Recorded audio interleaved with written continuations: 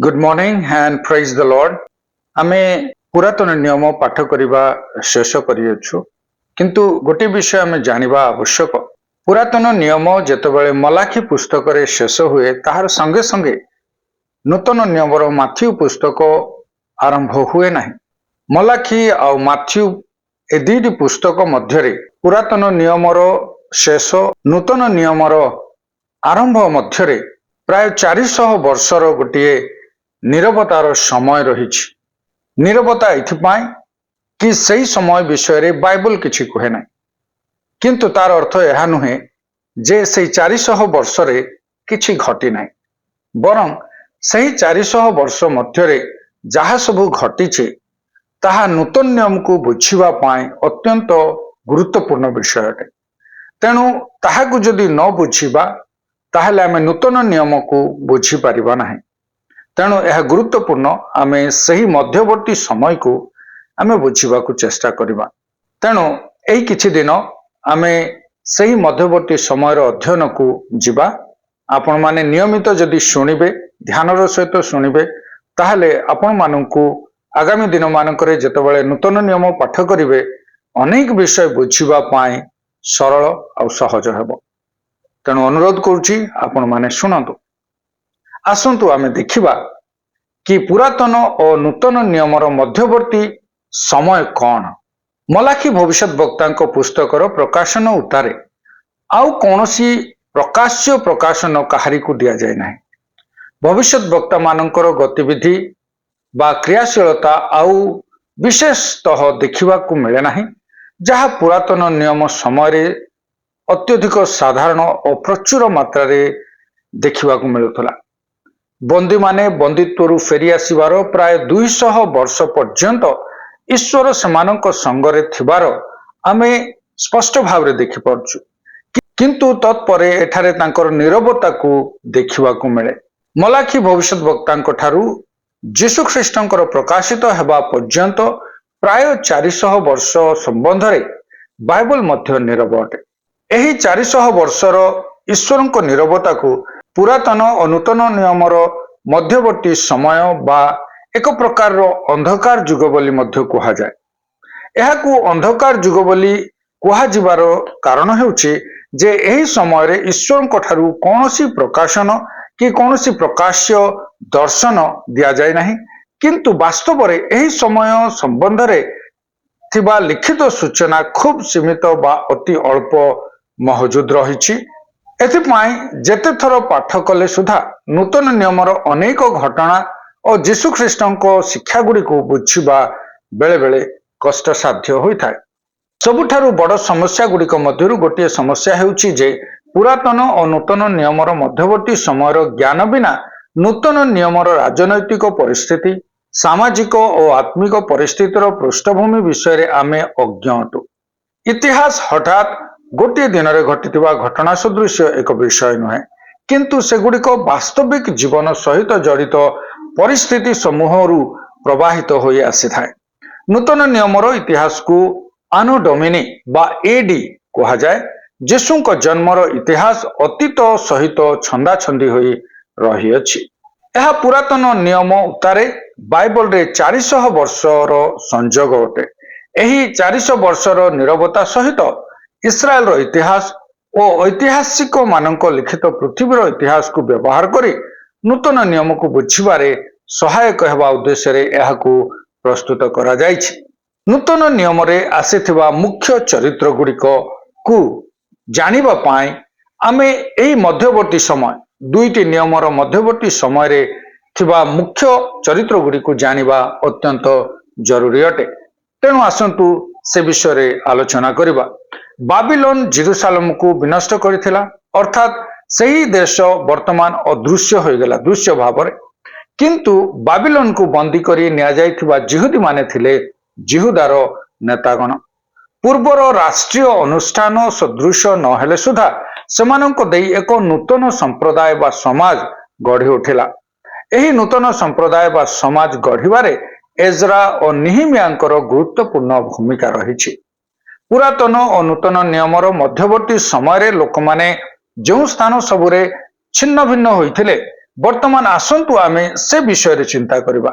ଯେହେତୁ ନୂତନ ନିୟମର ଲୋକମାନେ ହଠାତ୍ କୌଣସି ସ୍ଥାନରୁ ପ୍ରକାଶିତ ହେଲେ ନାହିଁ, ବରଂ ସେମାନେ ପୁରାତନ ଓ ନୂତନ ନିୟମର ମଧ୍ୟବର୍ତ୍ତୀ ସମୟ ସହିତ ଅତପ୍ରତ ଭାବରେ ଜଡ଼ିତ ହୋଇ ଆସିଥିବା ଲୋକମାନେ ଅଟନ୍ତି। ପ୍ରଥମ ଦଳ ହେଉଛନ୍ତି ସମୀରଣୀୟମାନେ।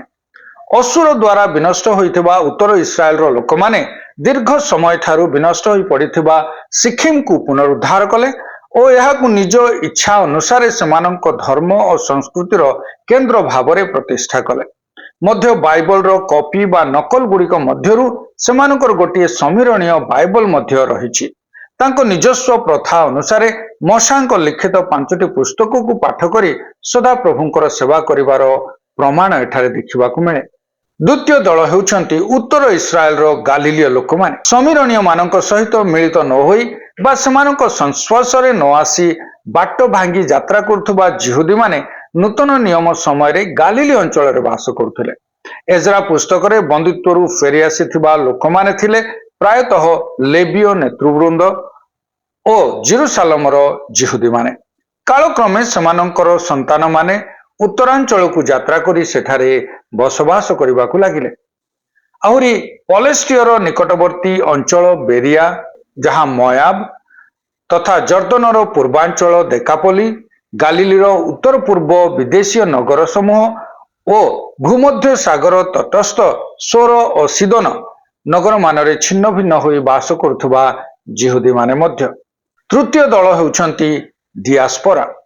ବନ୍ଦିତ୍ୱକୁ ନିଆଯାଇଥିବା କିମ୍ବା ବିଦେଶରେ ଛିନ୍ନ ଭିନ୍ନ ହୋଇ ବସବାସ କରୁଥିବା ଲୋକମାନେ। ମିଶର, ବାବିଲନ, ପାରସ୍ୟର ସୁସା, ରୋମ, ଆସିଆ, ଏଫିସ, ୟୁରୋପର ପ୍ରଥମ ନଗର ଫିଲିପି, ଥେସଲୋନିକା, ମାକିଦନିଆ, ଆଥେନି, କରିନ୍ଥ ଅଞ୍ଚଳ ଇତ୍ୟାଦିରେ ସେମାନେ ବାସ କରୁଥିଲେ। ପଲେଷ୍ଟିୟ ମାନଙ୍କ ଦେଶରେ ବା ପାଲେଷ୍ଟାଇନରେ ବାରମ୍ବାର ଆଧିପତ୍ୟର ପରିବର୍ତ୍ତନ, ଯାହା ରାଜନୈତିକ ଦୃଷ୍ଟିକୋଣକୁ ସୂଚାଏ।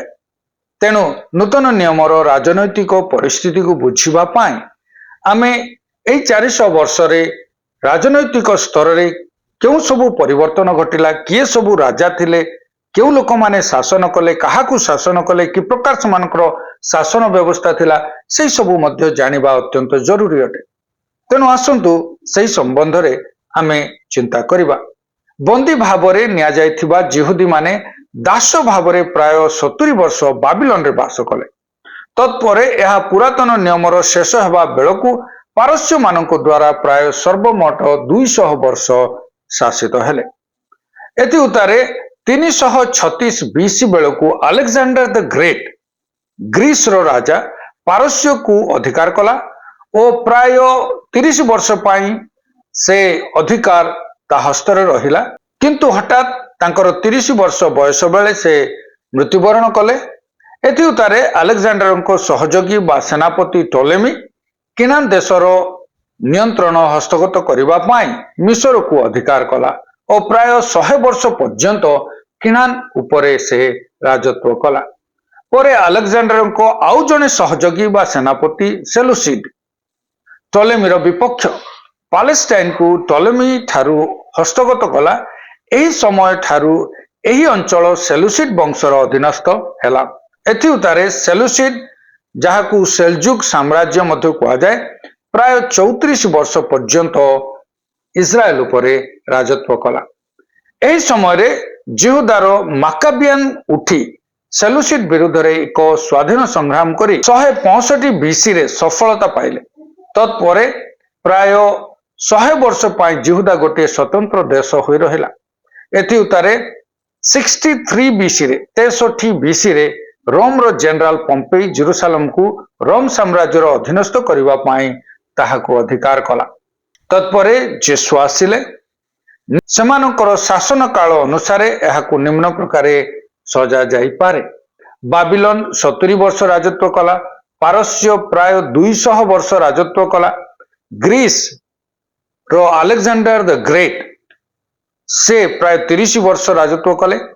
ମିଶରୀୟ ଟୋଲେମି ବଂଶ ପ୍ରାୟ 100 ବର୍ଷ, ସେଲୁସିଡ୍ ବଂଶ ପ୍ରାୟ 34 ବର୍ଷ, ସ୍ୱତନ୍ତ୍ର ଜିହୁଦା ପ୍ରାୟ 100 ବର୍ଷ, ଯାହାକୁ ହାସମୋନିଆନ ବଂଶ ବା ହାସମୋନିଆନ ସାମ୍ରାଜ୍ୟ ବୋଲି ମଧ୍ୟ କୁହାଯାଏ, तत्परे आसिला रोमियो अधिकार जहा 63 बीसी रु जीशुंकर जन्म 4 बीसी रे हला एवं जीशुंक जन्म उतारे मध्य रोमियो मानकर साम्राज्य जारी रहिथिला।